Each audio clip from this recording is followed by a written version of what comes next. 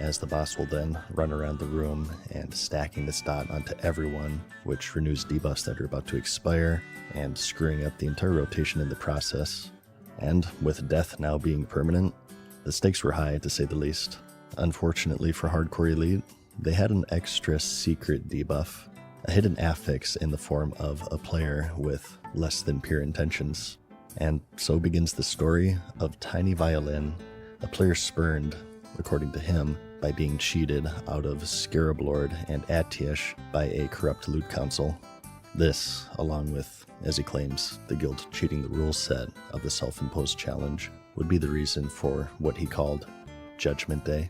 He had been with the guild for a year. It's like, dude, like 2 wrongs doesn't make a right though, man. You know what I mean? Like philosophically, if you get wronged, it doesn't mean you have the opportunity, or like it doesn't mean you have the divine right to go and do wrong on someone else, right? Like, gosh. I think that line of thinking is just so flawed. You know what I mean?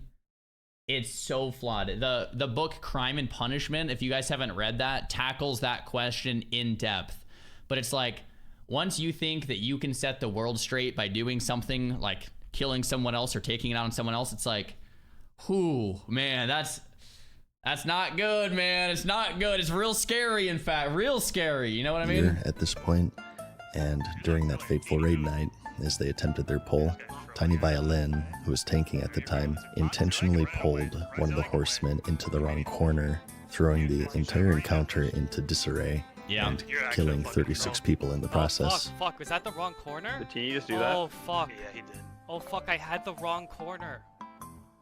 As this wasn't controversial enough, this event would start another controversy of its own within the community, as the deaths were shortly appealed and petitioned to be reset due to griefing. Those killed had their characters reinstated to them, and the community would be split on this decision, with some supporting it in order to dissuade future griefing, and others disagreeing as it bended the rule set of death is death, period. But little did they know, this would not be the last that they had seen of Tiny Violin. Months later, he had secretly gotten into the guild under another name. Oh god, They were round 2, getting ready baby. to pull the final boss of the Encourage raid, Cthulhu, who has a mechanic where he will eye beam, which changes to other nearby players and increasing in damage. This mechanic begins immediately, so pulling has to be done in a very careful way with the tank. Just think about the commitment it would take to do this troll. Like, you level 1 to 60 on hardcore and you raided them for months. Like, the amount of commitment it would take, like hundreds of hours on his part just for this one moment. You know what I mean? He bought the character. Oh, well, I guess, okay, yeah, I guess if he bought the character the second time. But still, like, even if you bought the character to, like, apply to the guild and raid with them and, like, upkeep the character, and it probably wasn't his first raid with them, right?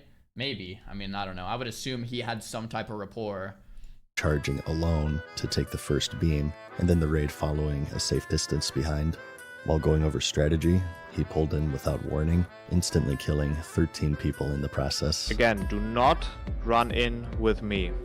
Wait, Oh my wait! god. Oh, Patrick, everyone, everyone! What? Oh my god. Way. Gosh, that is so And so, brutal, dude. a true anime villain was born.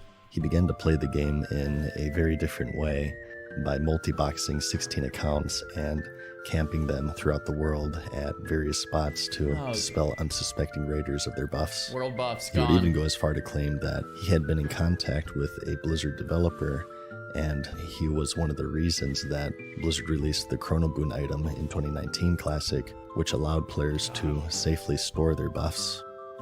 Reaction to his story are extremely polarized. Some are angry, some are amused, some look at him as a hero, others as a villain.